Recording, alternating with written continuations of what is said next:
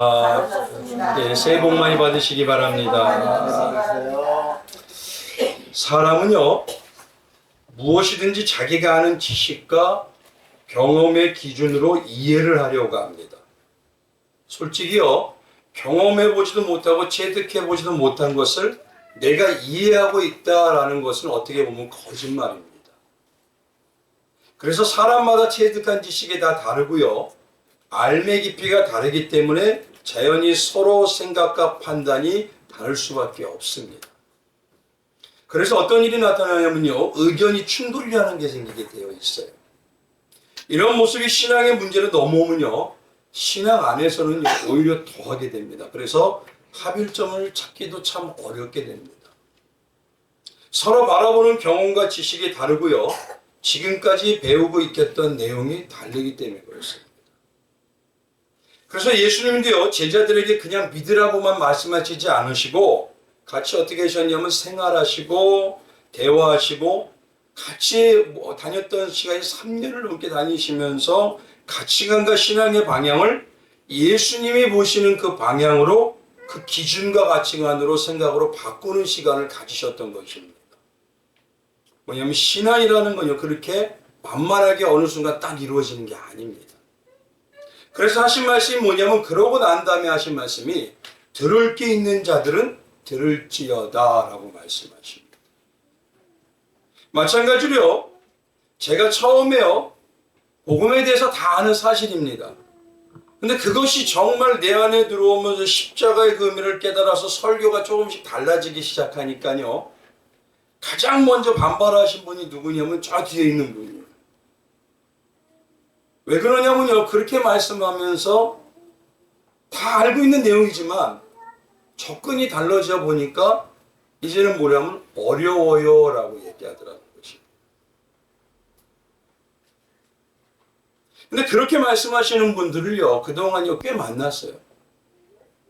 근데 그것은요 이런 겁니다. 어렵다기보다는요, 지금까지 내가 알고 있고 받아들이고 생각하는 방향에 대해서 체득해보지 못했으니, 경험해보지 못했으니까 어렵게 느껴지는 것입니다. 바로 오늘 본문 말씀은 이 24절에 있는 말씀처럼요, 24절에 있는 말씀처럼 유대인들이 어떻게 합니까? 예수님이 그동안 많은 말씀을 하셨어요. 그동안 많은 것을 보여주셨어요. 앞에 있는 부분에 보면요, 어떻습니까? 기적도 보여주시고 능력도 나타내 주시고 그리고 그거에 대해서 설명도 해주시고 다 했는데도 그들이 뭐라고 하냐면, 당신이 언제까지냐 우리의 마음을 의욕하게 하려나이까. 왜냐하면 자기들이 말해봤던 예언하고는 전혀 틀리더라는 것이에요. 그러니 그리스도이시라면 밝게 말씀하여 주옵소서. 그 많은 말을 지금까지 했는데도 경험하지 못하게 되니 그렇게 말할 수밖에 없더라는 것입니다. 결국 뭐냐면 예수님의 말씀과 방향이 이상해서 난해해서 어렵다는 게 아니라, 자기들이 지금까지 참 진리고 방향으로 열심히 추구했던 신앙의 방향과는 다르다는 것이에요. 그러니 언제까지 의혹만 남기실 것입니까? 라고 얘기하는 것입니다. 그리고 예수님에게 또 나와서 밝히 말씀해 주옵소서라고 또 얘기합니다. 문제는 무엇이냐면요, 자기 안에 있는 것이 비워져야지만 새로운 게 들어갑니다. 근데 결국 그들 안에요, 너무도 꽉 차 있다 보니 들어갈 수는 없고 의욕만 남기는 그런 이상한 신앙이 되어버리더라는 것이. 마치 이런 것과 같습니다. 중학생이 고등학교 문제를 보면 어떨까요? 쉬울까요? 어렵게 느껴지고요, 풀기가 너무 어렵습니다. 한 번도 경험해보지 못했기 때문에 그래요. 그런데 고등학생은요, 그동안 어떻습니까? 배우고 익히고 경험해 보았기 때문에 그 문제를 바라보면 어떻게 받아들이죠? 어렵게 받아들이나요? 당연한 문제인데? 당연하게 우리 다 해야 되는 거 아닌가? 이렇게 받아들일 수밖에 없는 원리와 똑같습니다. 그래서 저는 개척을 하고 난 다음에 가장 먼저 했던 게 뭐냐면요, 성경을요, 극적인 재미나 감성을 건드리는 자극하는 그런 모습이 아니라 조금은 때때로 지루할 수가 있어요. 같은 말일 수가 있어요. 그러나 문제는 뭐냐면 그 성경을 십자가의 복음을 기준으로서 신본주의로 전체를 푸는 방법을 말씀해 드렸어요. 창세기부터 계시록까지 곳곳에 숨겨있는 구절과 구절 사이에, 단어와 단어 사이에, 그리고 챕터와 챕터 사이에 있는 내용들을 다 복음으로 바라볼 수 있는 방향을 계속적으로 말씀해 드렸습니다. 그리고 강조했던 게 뭐냐면 강의에 초점을 맞춰서 그랬어요. 근데 어떻게 보니까 그 방향이요, 우리 10장에서는 예수님께서 뭐라고 하시냐?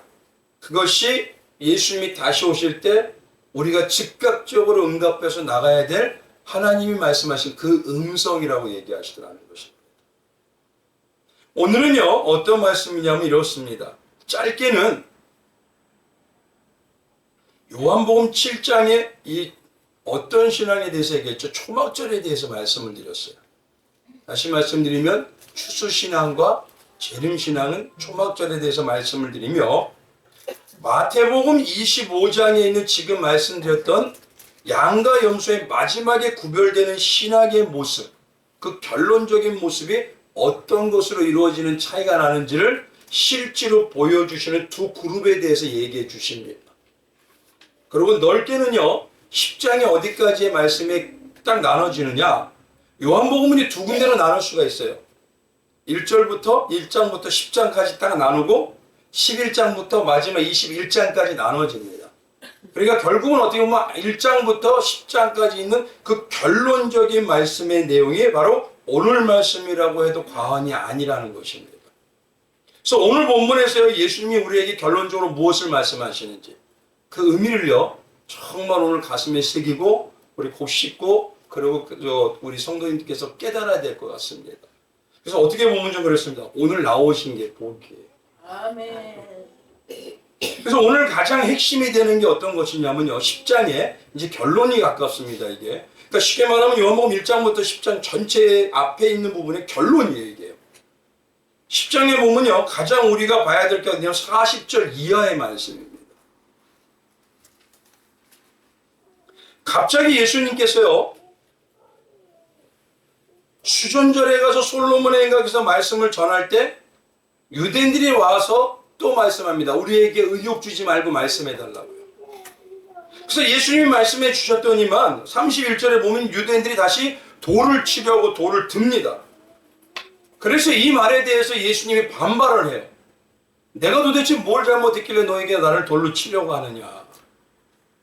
그리고 이 모든 변론을 하고 난 다음에 갑자기 장면이 딱 바뀌더니만 40절에요. 요단강 저편 요한이 처음으로 세례 베풀던 곳에 가서 거기에 거하시니 라고 정확하게 얘기하고 계셔요. 어디에 가세요? 요단강에 가시는 게 아니라 세례 요한이 세례를 베푸던 그곳에 가셔서 의도적으로 거기서 거하십니다. 그래서 41절에요. 오늘 본문의 말씀에 보니까 특이하게도 다시 한 사람을 등장시키면서 이 말씀의 40절부터 41절 2절까지 해서 말씀을 맺으십니다. 누굴까요? 바로 세례 요한을 등장을 갑자기 시켜요. 그럼 봐보십시오. 앞에서는 어떤 자들이 있었냐면은 예수님이 메시아임을 분명히 얘기해 주시고 그리스도임을 분명히 얘기해 주시는데, 그 말을 듣고 어떤 그룹이 있죠? 돌을 들어서 예수님을 죽이려는 그룹이 있어요. 근데 예수님이 갑자기 40절에 넘어가서 요단강 저편에 요한이 처음 세례 베풀던 그곳에 가서 유하시는데 많은 사람이 찾아오더니만 뭐라고 했느냐? 41절에 이 사람을 가리켜 요한이 한 말은 참이라 라고 얘기하면서 42절 가보십시오. 많은 사람이 예수를 어떻게 합니까? 믿으니라 라고 딱 나눠져 버려요. 잘 보시죠. 예수님을 돌로 치는 자들에 대해서는 변론하는 게 앞에 많이 나와요. 근데 그거를 얘기하지 않으시고 핵심이 뭐냐? 예수님께서 요한이 베풀었던 그 세례 장소에 가서 예수님이 무엇인가 의도적으로 보여주셨더니 그것이 표적이라고 얘기해요. 요한복음 앞에 있는 부분에는 표적이 나온다고 했죠. 몇 가지 표적이요? 7가지죠. 그리고 이 뒤에 뭐냐면 11장이 어떤 내용이냐? 마지막 표적인 나사로를 살리는 표적입니다. 그러니까 이 오늘 본문 말씀의 40절에서 42절이요, 중간에 다리와 같은 역할이에요. 그래서 과연 이게 무엇인지, 오늘 그 의미를 우리가 찾아봐야지만 결론적으로 지금까지 1장에서 요한복음 1장에서 10장까지 말씀하셨을 때 예수님이 무엇을 정말 알기를 원해서 우리에게 온전히 알기를 위해서 지금까지 말씀해 주셨는지 그것에 대해서 결론적으로 의미를 알 수가 있더라는 것입니다. 그럼 중요한 건요. 요한복음 1장에서부터요. 말씀드렸던 대로 어떻게 얘기를 하느냐. 이 예수님이 세례를 베풀었던 그곳에 대해서 우리가 예수님이 가셨다면 그곳에서 이 요한이 했던 얘기를 우리가 다시 한번 곱씹으면 예수님을 왜 믿게 되었는지 사람들이 믿게 되었는지 그 의미를 알 수가 있다는 겁니다. 그래서 1장부터 말씀을 한번 봤더니 이런 겁니다. 이 요한은요. 예수님을 먼저 말씀하기 전에 선언을 해버려요. 뭐라고 하냐. 참 빛이 있는데 세상에 와서 비치는 빛이 있습니다. 근데 그 빛은 태초에 천지를 창조하신 말씀이고 그 빛인 말씀이 육신이 되어서 이 땅에 오셨습니다. 이렇게 딱 시작을 해요.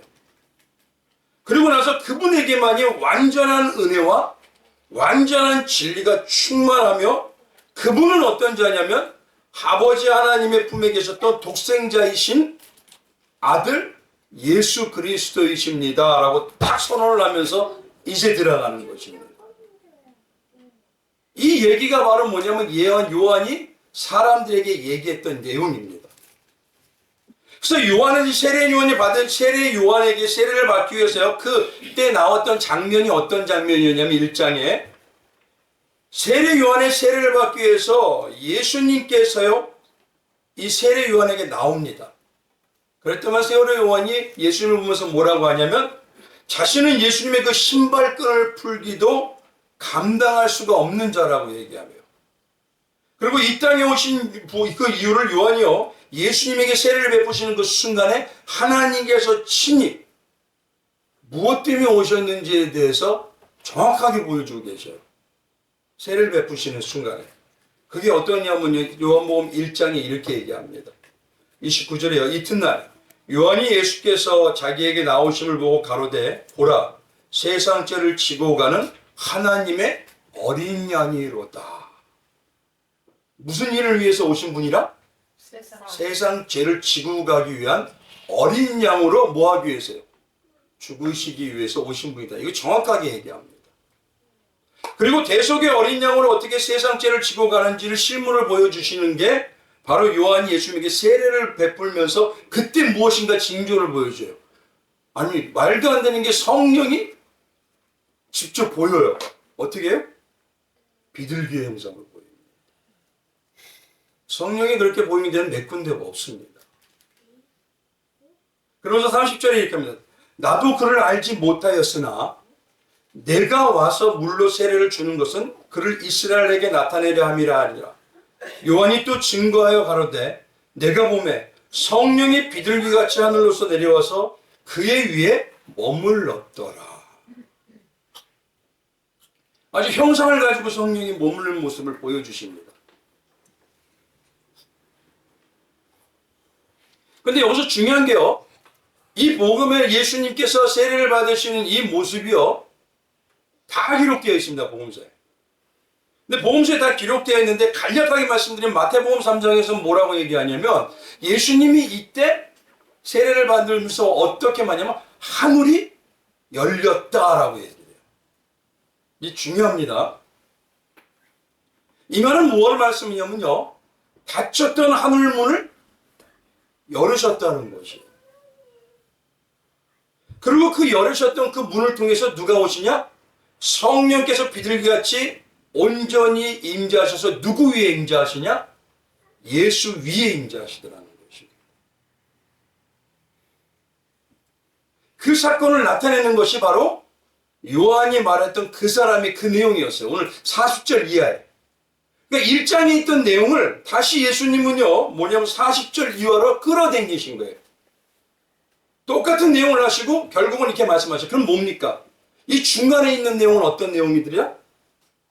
예수님이 앞장과 뒷장에 말씀하신 이 중간의 내용은 바로 그 내용을 부연 설명한 기적을 보여주신 거고 말씀하신 거고 깨닫게 하신 전체 내용이라는 것입니다. 그럼 먼저 여기서 중요한 게요. 오늘 본문 말씀을요, 정말 자세히 알려면은요, 1장부터 10장까지 다 해야 되는데 몇 시간이 걸려도 이건 안 돼요. 그래서 오늘은 핵심만 딱 말씀을 드리길 원합니다. 오늘 본문 말씀에 가장 중요한 게 40절 이하라고 했으니까요, 요한이 이 사람을 가리켜 말한 것은 다 참이라고 요한이 했던 그 말과 그때 나타났던 징조를 중심으로 간단하게 그 핵심만 말씀드리길 원합니다. 첫 번째, 예수님께서 어떤 분인지를 온전히 보여주고 어떤 일을 위해서 왔던지 이 요한이 선포하고 나서 보였던 그 세례 사건 중에서 가장 먼저 있던 게 뭐냐? 하늘 위에서 성령이 내려오신 거잖아요. 근데 그거를 다른 복음에서는 뭐라고 하냐면 하늘이 열렸다고 했죠. 그러면 이거를 다르게 말하면요, 하늘문이 열렸다라는 소리입니다. 그래서 하늘이 열렸다는 건요, 다르게 말해서는 뭐냐면 지금까지는 그 하늘문이 어떻다는 거예요? 닫혔다는 소리예요. 왜냐하면 특별하게 보여줄 때는 이유가 있으신 거예요. 하늘문이 닫혔던 때를 다르게 말하면요, 어떻게 말씀을 하시느냐? 하나님의 말씀이 희귀한 때였다. 잘 보십시오. 하나님의 말씀으로만 전체를 얘기하는 게 희귀했다는 겁니다. 해석시키고 사람의 모습을 얘기하고 저걸 얘기한 게 아니라 하나님의 말씀만 나오는 것이 희귀했다는 거예요, 이게. 그때가 그러면 언제 때이냐? 성경에는 딱 정확하게 두 가지 때가 있어요. 언제 때냐면 사무엘이 있었던 엘리 제사장 때를 이야기해요. 그리고 신구약이 바로 중간기를 얘기하죠. 400년 넘게 하나님의 말씀이 희귀했다고요. 그게 뭐냐면 하늘이 닫혔대 하죠. 그런데 하늘이 닫혔던 하늘이 누구를 통해서 열려요 지금? 예수를 통해서 이제 열어진다는 거예요. 이거 중요한 겁니다 아주. 그러면 잘 보십시오. 엘리 제사장 때의 특징이 뭘까요? 왜 닫혔을까요? 그때 그 모습이 나타나면 하늘문이 닫히게 돼버려요 지금도. 그렇죠? 그럼 잘 보십시오. 그때 특징이 뭐냐면 사무엘상 2장 30절에 가보면 이렇게 말씀입니다. 그러므로 이스라엘 하나님 나 여호와가 말하노라. 내가 전에 내 집과 내 조상의 집에 내 앞에 영원히 행하리라 하였으나 이제는 여호와가 말하노니 결단코 그렇게 하지 아니하리라. 나를 존중히 여기는 자를 내가 존중히 여기고 나를 멸시하는 자를 내가 경멸하리라. 잘 보십시오. 문제는 뭐냐면 하나님을 어떻게 했다고요? 멸시하는 거였다는 것입니다. 근데 이 멸시가 당시 엘리 제사장 때 그러면 어떻게 나타나느냐? 그때도 분명히 제사는 많이 드렸어요. 그리고 열심히 하나님을 섬겼다고 합니다. 근데 문제는 뭐가 있냐면은 사무엘상 2장을 가보니까요. 하나님이 엘리 제사장 보고 너가 나를 멸시했다고 이 말씀을 주시며 했다는 그때 증상이 엘리에게 나타났다는 게 뭐냐? 두 아들인 홈리와 비느하스가 하나님의 제단에서 성전을 행했던 그 나쁜 행실로 멸시하는 행실을 보고 하나님이 얘기하시는 거예요. 그럼 잘 보시죠. 하나님보다 지금 누구를? 하나님의 제단보다 누구를? 이거 잘 보셔야 잘 생각하셔야 됩니다. 그때가 되면은 하나님의 말 하는 분은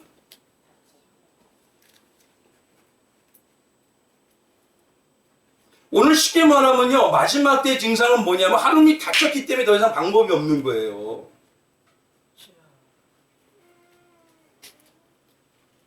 그럼 쉽게 얘기해. 이걸 지금으로 얘기하세요. 성도가 하나님보다 누구를? 또 예배보다 다른 물질이나 사람의 관계를 하나님을 섬기는 신앙보다 자기의 삶이나 자기의 가족이나 자기의 더 존귀하게 여기면 하나님은 나를 멸시한다고 여기죠. 그게 바로 엘리가 행했던 모습입니다. 엘리도 제사 되게 잘 드렸어요. 엘리 열심히 드렸습니다. 그런데 그의 중심은 누구냐면 홈리와 비느하스가 먼저예요. 그러니까 제단에서 별짓을 해도 아들들아 그러지 마라. 누가 더 중요하다는 거예요? 자기 자녀. 근데 지금의 특징이 뭡니까? 기독교. 이거 잘 보셔야 됩니다. 아니라고는 얘기하죠. 나 하나님 믿습니다. 나 하나님을 존경합니다. 아니요. 내 마음의 동기를 하나님은 다 아셔요. 지금 말씀드린 대로 마지막 때 나타나는 예수님이 지금 보여주시는 이 10장의 결론 쪽에 두 그룹이 나타난다 했죠. 한 사람은 어떤 그룹? 예수님을 돌로 치는 그룹. 한 사람은 요한이 말했던 그 사람이 맞다니 순식간에 믿음으로 나와요. 근데 요한이 말했던 그 순간에 나타났던 하늘문이 열렸던 때 그때를 지금까지 닫혀 있었던 것인데, 닫혔던 데를 쉽게 말하면 하나님의 말씀이 희귀한 때였다는 겁니다. 한번 여쭤보겠습니다. 왜 7, 80년대 한국의 기적 같은 능력이 지금 다 사라졌을까요? 그때는요, 예수 때문에 목숨 거는 사람들이 곳곳에 나타났었어요. 예수와 그 끝장을 보겠다고요, 산에 올라가서요, 바위가 패도록 기도하는 사람들이 있었습니다. 맞죠? 지금은요? 없어요. 예수님보다 뭐가 중요해진 거예요? 내 삶. 예수님보다 뭐가 중요해진 거예요? 내 가족. 예수님보다 내 가족을 더 잘해야 돼. 한번 여쭤보겠어요. 예수님보다요, 자기 삶이나 가족이나 자족에게 적당히 해주고 싶은 사람 없죠? 근데 이상하게요, 예수님에게만은요, 신앙에게만 적당이라 그래요.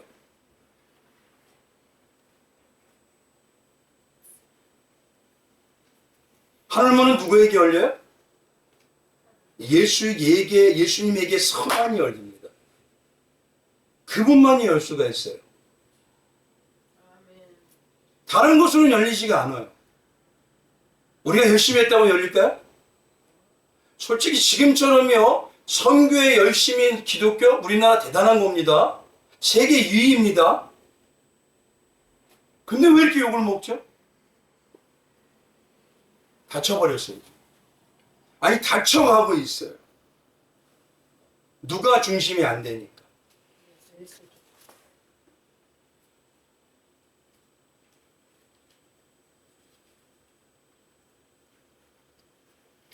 첫 번째가 바로 얘기했던 게, 요한이 얘기했던 게 이걸 보여줬던 겁니다. 많은 기도가 그래요. 하늘문을 열어주시옵소서. 하늘문을 열어주고 능력을 나타내 주시옵소서. 능력이 나타나긴요. 한번 솔직히 우리 자신을 한번 보십시오. 요한의 말을 믿었던 사람들은 요한이 갔던 세례 줬던 곳에 어디까지 쫓아가는 거예요, 지금? 근데 돌을 던진 사람들은요, 와서 나한테 의혹을 해결해 줘, 이거예요, 지금.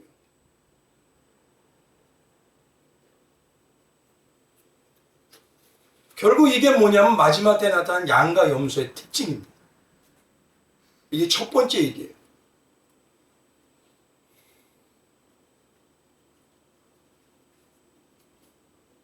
결국 한번 보십시오. 오늘 본문 말씀에 예수님을 돌로 쳤던 사람들의 특징이 뭐냐면 34절 한번 가보십시오.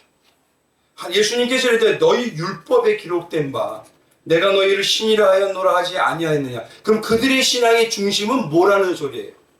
율법이죠. 법이에요. 그러니까 법을 생명으로 여기면서 자기 의를 중심으로 나타냈던 유대인들이에요. 그러니까 자기가 나타냈던 의로움, 자기가 열심히 했던 것이 신앙의 기준이 되어버렸어요. 근데 신앙은 누가 기준이십니까?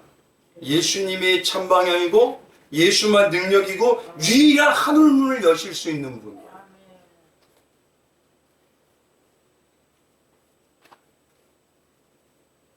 요한이 말했던 게 첫 번째 이거예요. 성도들한테 우리에게 얘기하는 거예요.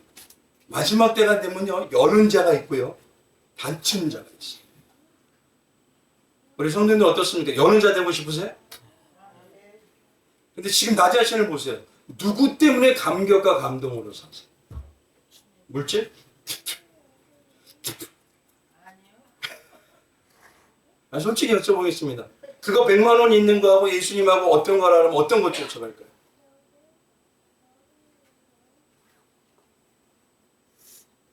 내가 지금 예수에 대한 생각이 자꾸 무뎌지고 약해지고 무덤덤해진다는 것이 하늘문을 닫고 있다는 걸 지금 모르고 있어요. 미혹을 받아서 사단이 지금 나를 자꾸 못쓰게 닫고 있다는 걸 모릅니다. 성도는 어떤 사람은요, 하늘문을 열고 사는 자들이에요.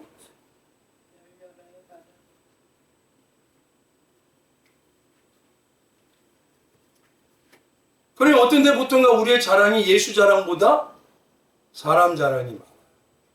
예수 자랑보다 내가 열심히 한 게 많아요. 그건 인본주의고 율법주의입니다.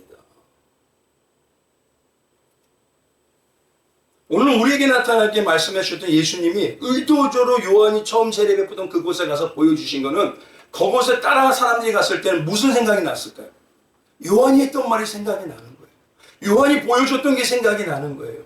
요한이 예수님과 같이 했던 그 성령의 역사가 보여봤기 때문에 아는 거예요. 그러니 요한이 말한 이분이 정말 참 하나님의 사람이구나. 그런데 첫 번째는 게 성령이 하늘문이 열려서 성령이 오시는데 누구 위에? 예수 외에만 움직이더라. 우리는 성령이 받은 사람들이죠. 그러나 우리가 예수 그리스도를 통하지 않고는 하늘 열 생각을 하지 마셔야 돼요. 다들 말은 해요. 나 예수님 믿어요. 예수님 따라가요. 안 믿는 사람이 어디 있습니까? 기독교인 중에. 근데 입술의 고백은 예수님인데 예수님보다 다른 거를 위해서 신앙생활을 해요. 그러니 내가 스스로 닫고 있다는 걸 모르고 있더라는 거죠. 하늘이 열린 자만이 예수와 동행하며 양으로서 이끌고 가십니다. 그 은혜가 충만하시기 주님의 이름으로 축원드리겠습니다. 요 차이입니다. 두 번째는요. 오늘 본문을 보면 쉽게 알 수가 있어요. 본문에 돌로 예수님을 치려는 이 유대인들의 반응이 참 저는 보면 재밌고 이상해요. 좀. 왜냐하면 24절에 보면 이 유대인들이 뭐라고 하죠? 아까 본문 보십시오. 우리의 마음을 의욕하게 하려 합니까? 그리스도의 힘을 밝히 말해소서. 밝히 말해달라고 하죠 지금. 그래서 뭐냐면 예수님은요 자신이 메시아이고 양에 대해서 말씀해 주시면서 내가 그들에게 영생을 준다고까지도 얘기해 주셔요. 메시아만이 할 수 있는 거니까. 그리고 영원히 멸망하지 않게 하실 것이고 내 손에서 빼앗을 자가 없다고 얘기하고 마지막에 뭐냐면 30절에 나와 아버지는 무엇이다? 하나이다. 이건 누구만 가능한 얘기예요? 메시아의 힘은 그리스도의 힘을 알려달라고 해서 해줬잖아요 지금. 근데 그들의 반응은 뭐예요? 무슨 말씀인지 아시겠죠? 아니 해달려서 해줬는데 왜 돌 던지려고 그래요? 근데 여기서 더 재밌는 게 반응이 뭐냐면요. 그들이 뭐라고 했냐면 33절 한번 가보십시오.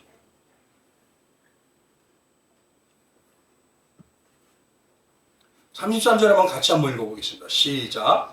유대인들이 대답하되 선한 일로 말미암아 우리가 너를 돌로 치려는 것이 아니라 신성모독으로 인함이니 내가 사람이 되어 자칭 하나님이라 함이로다. 이거 잘 보셔야 됩니다. 이 말이 얼마나 우스운지요. 예수님이 하신 일이 어떠냐면 33절 보니까 선한 일로 돌려치려는 것은 아니라 라는 거 얘기해요. 지금 자기들이 스스로. 그럼 그 말은 뭐냐면 예수님이 하신 일이 어떤 일이에요? 선한 일이라는 건 자기들도 믿는다는 겁니다. 그렇죠? 자기들도 예수님이 하신 일이 선한 일이라는 건 믿고 알고 있다는 거예요. 근데 뭐냐면 신성모독이라고 얘기해요. 근데 이게 얼마나 우스운 얘기인지 한번 보시기 바랍니다. 성경에서 말하는 선한 거는 무슨 뜻일까요?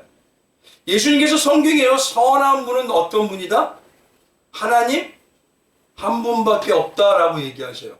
근데 당시 예수님은 메시아고 라피라르고요 스승이라고 얘기합니다. 그러면 예수님이 알 정도면 유대인들은 다 선한 일 하면 어떤 일이라는 걸 알고 있다는 소리입니다 이게. 그래서 예수님 마가복음 10장 18절에 이렇게 얘기해요. 예수께서 이르시되 내가 어찌하여 나를 선하다 일컫느냐 하나님 한 분에는 선한 이가 없느니라. 그러니까 선한 일이라는 건 뭐냐면 누가 하시는 일이에요? 하나님이 하시는 일을 선한 일이라고 얘기하는 겁니다. 근데 유대인들이 선한 일이라고 하는 그 일이 하나님의 일이라는 것을 일반적으로 다 알아요. 근데 예수님이 하신 일은 어떤 일이라고 얘기해요 지금? 그럼 누가 하셨던 일이라는 거예요? 하나님이 하신 일이라고 하면서 신성모독이다? 이게 뭐죠? 성경에서 말하는 하나님의 일이라는 거는요, 요한복음 6장에 나타나 있습니다. 이렇게 합니다. 28절에 저희가 제자들이 무슨 저희가 묻되 우리가 어떻게 해야 하나님의 일을 하오리까? 예수께서 대답하였다. 하나님이 보내신 자를 믿는 것이 하나님의 일이니라. 보내신 분이 예수님이지만요, 누가 보내셨다는 거예요 지금? 그래서 뭐냐면 앞에 24절부터 말해서 그리스도인이라고, 하나님 보내신 자, 메시아라면 하나님과 함께하는 자, 그에 대해서 얘기해 주시옵소서라고 1장부터 지금 10장까지 계속 얘기했었어요. 그리고 유대인들도 뭐라 하냐면, 예수여 당신이 하는 일은 선한 일인 걸 압니다. 그건 뭐예요? 하나님이 보내신 자이신 메시아라는 걸 압니다. 요 소리입니다 지금. 메시아가 보냈다는 거요, 예수님께서 하나님이 이 땅에 오신다는 거, 메시아가 온다는 걸 그들은 예언으로 알아요, 몰라요? 알았습니다 지금까지. 그래서 지금 알려줬는데도 돌을 들어요. 그러면서 신선모독이라고 돌로 치려고 합니다. 하나님이 하시는 일이고 하나님이 함께하기 때문에 하나님이라는 걸 알면서도 그냥 너가 한 말이 뭐냐, 내가 하나님이라 했기 때문에 내가 돌로 치는 거다.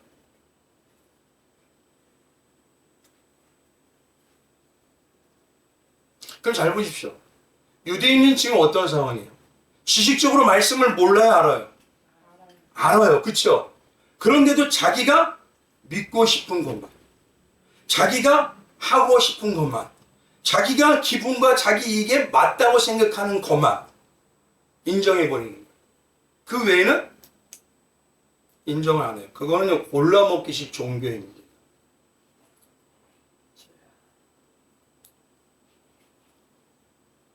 쉽게 말하면요, 지금 이들이 뭐 하냐면 내가 복음과 내가 신앙 쓰고 있는 거예요. 근데 성경을 보십시오. 유대인들은 성경을 몰라요? 우리 기독교인들 성경 몰라요? 이거 중요한 겁니다. 요한이 말했던 게 지금 이거의 내용이에요.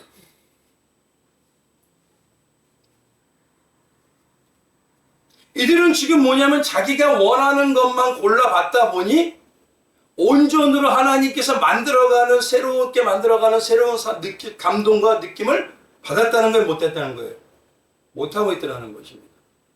대신 반대로 제사장, 뭐냐면 예수님이 말씀하셨던 세례 요한을 한번 생각해 보십시오. 세례 요한은요, 어느 집안이었을까요? 그는 어떻게 자랐을까요? 메뚜기하고 석청을 먹고 양털옷을 입고 거지처럼 살았어요. 근데 그는 어떤 사람이냐면 제사장가. 유대사에서 엘리트예요. 거기다가 아버지는 뭐냐면 아비아 반열에 속한 사가랴입니다. 어머니는 누구냐면 대제사장 아론 가문에 속한 엘리사벳입니다. 완전히 엘리트 집안이에요. 여기. 그리고 세례 요한은 당시에요, 세례를 줬을 때 상황 아시죠? 우리 한번 영화씩 보셨죠? 이 독살 자식들아 그래도 그들이 그 유대인이라고 하는 명예로 사로잡혔던 자들이 다 손모고 와서 세례 주옵소서. 제사장들이, 사두개인들이, 바리새인들이 이러었어요. 그럼 요거를요 지금으로 비유해서 하세요. 세례 요한은요 지금을 하면 유명한 사람이에요. 큰 교회 목사님이에요. 이건 말도 안 되는 교회 목사님이에요. 유대사회 전체에 소문이 났습니다. 그 목사님이 이 독사 같은 놈아 이래도요 할렐루야 이런 사람들.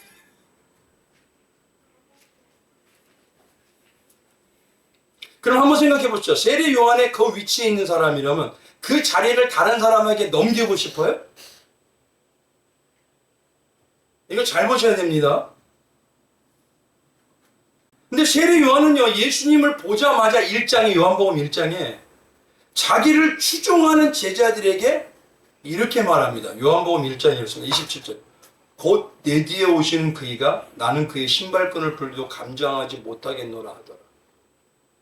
자기가 입으로 뭐냐면 나보다 그는 더 커. 이 일은 요한이 세례 베풀던 곳 요단강 건너편 베다니에서 일어난 일이니라. 이튿날 요한이 예수께서 자기에게 나아오심을 보고 이르되, 아니 대놓고 얘기해. 보라, 나보다 어마어마하게 큰 분이 저분이야. 그리고 그는 세상 죄를 지고 가는 하나님의 어린이야. 근데 놀라운 건요, 세례 요한이 어떻게 하냐? 제자들 중에서요, 예수님의 제자가 된 제자들 중에 가장 있는 사람이 몇 제자였죠? 12제자였죠. 12제자 중에서 세례 요한을 완전히 추종하던 자들이 있었어요. 누구였을까요? 그렇게 유명한 안드레하고 요한. 그 안드레와 요한을 누구한테 넘기는 거예요? 예수한테 넘겨요. 그 말은 뭐냐면 자기의 것을 내려놓고 자기를 비우고 어떻게 해요? 예수만 드러내요. 그럼 아까 있는 첫째 그룹과 두 그룹 보세요. 여태까지 말을 했는데도 어떻게 했습니까? 첫째 그룹은 내가 복음 쓰고 내가 신앙 가지고 내가 하고 싶은 것만, 내가 보고 싶은 것만, 내가 행하고 싶은 그 신앙만 골라서 했던 신앙이에요. 결국 그러니 어떻게 됩니까? 나한테 맞지 않으면 죽여!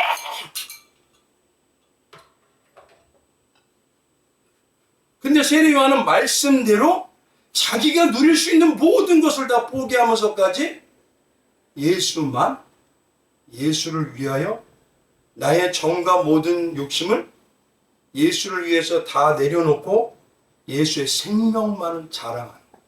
이걸 지금으로 얘기하면 어떻게 바꿀 수 있을까요?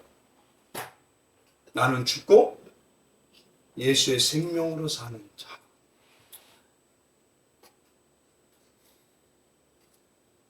근데 기독교의 특징이 뭡니까 지금? 교회만 오면 다 살라 그래요. 교회만 오면 다 내가 최고예요. 내가 기분에 맞아야 말씀도 들어요. 이 시대가 뭐냐면요, 칭찬만 있는 시대지 책망은 없는 시대라고 합니다. 왜요? 책망하면 아우 싫어. 내가 뭐 거기가 교회밖에 없나? 근데요, 지금 그 복을 내가 놓치고 있다는 걸 생각을 못해요. 마지막 때 양과 염소는요, 그때가 짠하고 나타나는 게 아닙니다. 지금 내가 어떻게 하냐에 따라서 결론이 나지게 되어 있어요.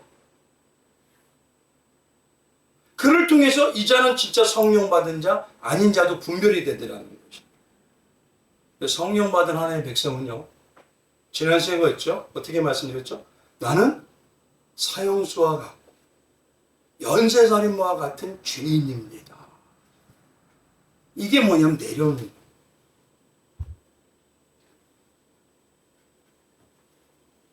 그래서 오늘 본문에서도 많은 사람이 왔지만 예수 요한이 그 사람을 가르쳐 하는 말이 진짜라고 믿는 사람이 믿었던 그 이유가 뭐냐면 요한처럼 내려놓는 자들이었다.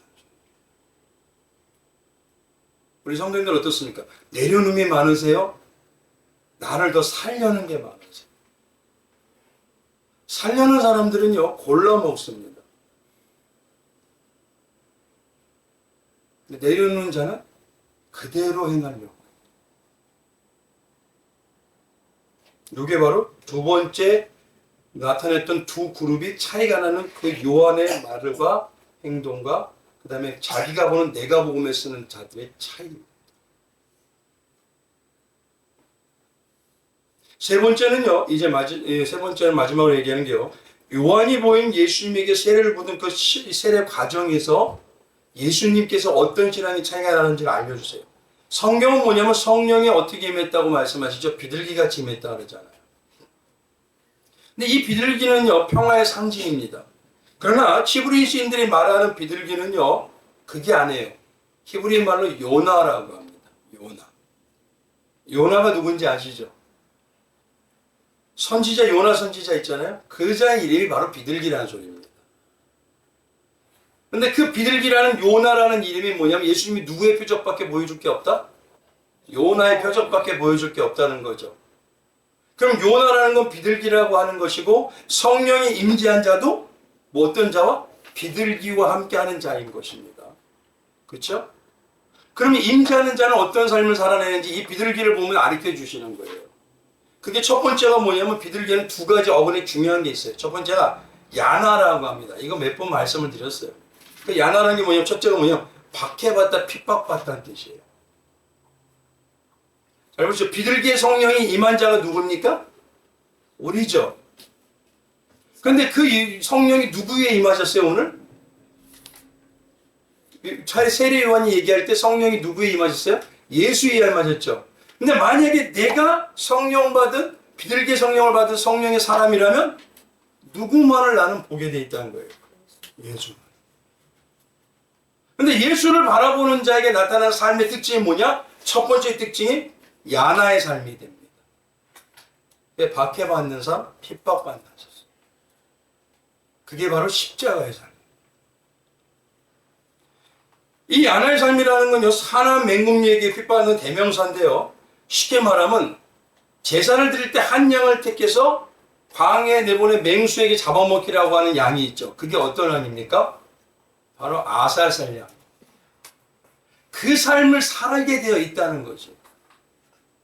내가 성령이 임하는 사람이라면요, 성령은 누구에게만 임재하시고 누구만 보이게 해주시는 거예요?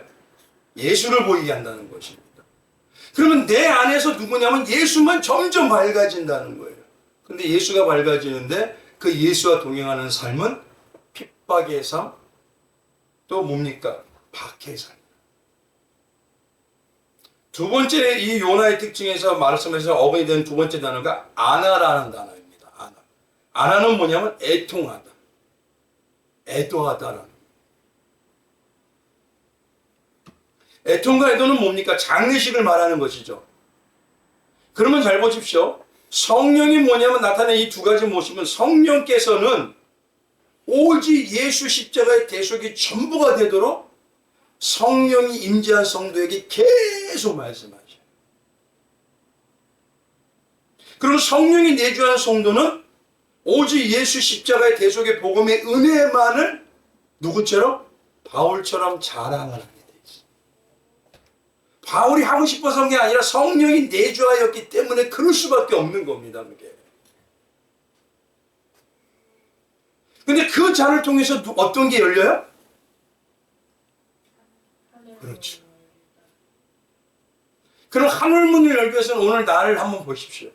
나에게 정말 최고 자랑은 누군지. 나의 중심과 동기를 보셔야 되는 겁니다. 행함이 나오는 거냐, 내 안에서 이루어지는 게 나오는 겁니다.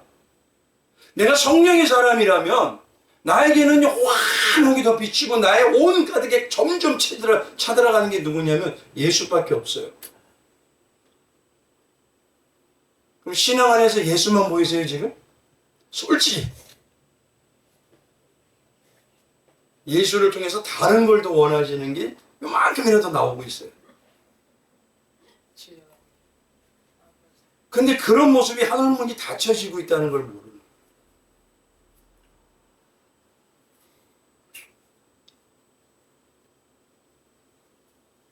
잘 보십시오. 아까 말씀드린 대로요.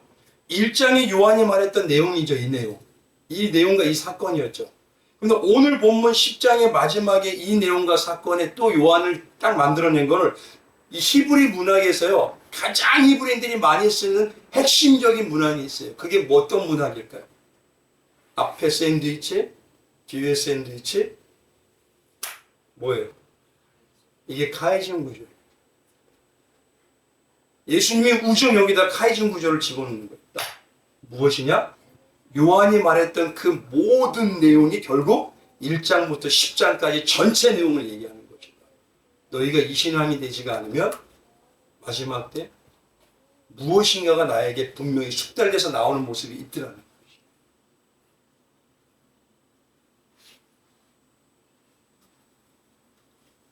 그러니 결국은요, 유대인들 중에서 아까 말씀드렸는데 다시 돌로 예수를 치려는 자들은 어떤 겁니까? 나에게 필요한 예수님이 뭐냐면 어떻습니까? 나에게 필요하지가 않다는 거예요. 필요한다면 그걸 돌로 칠 수 있을까요? 그렇죠? 왜 필요가 안 되는 거예요? 관심이 없다는 겁니다, 거기에. 내 필요는 예수의 삶에 관심이 아니라 예수가 지었던 걸 가지고 주실 그의 복에 대해서 관심이 있는 거예요. 그러니까 예수에 대해서는 알고 싶지가 않은 거예요. 제가 솔직히 말씀을 드릴게요. 한국 기독교가 예수에 대해서 알려는 건 없습니다. 거의 많이. 이거 심각한 겁니다. 성경은 근데 예수에 대해서만 알려주셔요. 근데 한국 유대 성도들은 대부분 뭐냐면 성경을 통해서 세상의 복과 세상의 삶을 어떻게 하면 잘 살아요. 어떻게 하면 풍족해요. 이거 찾아요. 근데 그들이 누구였냐?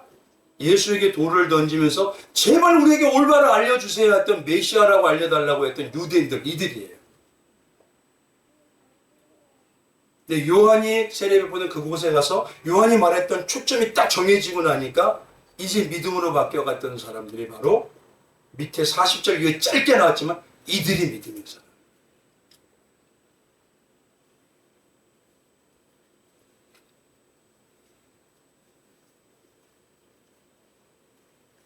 한번 봐보십시오. 예수님을 위해서 여기서 예수님을 죽이려고 했다는 건 뭐냐면요. 유대인이 죽이려고 했던 나에게 별로 중요하지 않다는 소리입니다. 죽이려고 했다는 건 그냥 그거예요. 내가 지금 얼마나 중요하게 여기느냐의 차이란 소리예요. 우리 성도님들 한번 여쭤보겠습니다. 예수가 얼마나 중요하지? 한 번이라도 못 들으면 내가 정말 애가 탈 정도세요? 멀리 떨어진 자녀에게 하루하루 전화 오는 거 너무 좋죠? 그런 거 뭐야? 매일이라도 듣고 싶죠? 우리 예수님에 대해서 매일이라도 알고 싶으십니까?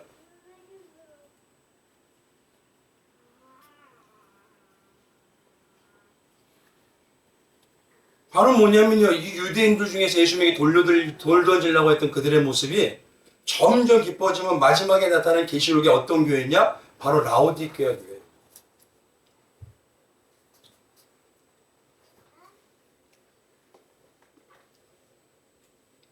결론적으로 이제 말씀을 마칠게요. 결국 예수님이 없는 사람만 들끓고 사람이 주인 되는 교회가 마지막에는 나옵니다. 그가 뭐냐면 예수에게 관심이 없는 자들. 그러니 예수님이 하신 일이 선한 일이요. 그분이 메시아요. 메시아라는 건 하나님이요. 하나님이라는 건 나보다 그분이 하면 온전하게 일이 이루어진다는 거예요? 안 이루어진다는 거예요?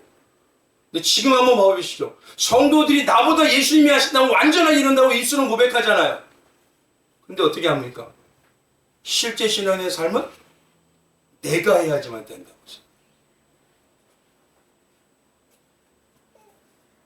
오늘 이 세 가지. 나는 지금 어떤 모습의 신앙의 모습을 가지고 있어?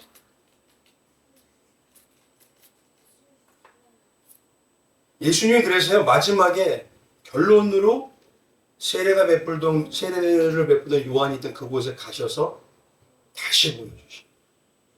이것밖에 나는 없다. 이게 최고니라. 성령은 이렇게밖에 임하지 않느니라. 근데 너희는 뭘 찾냐?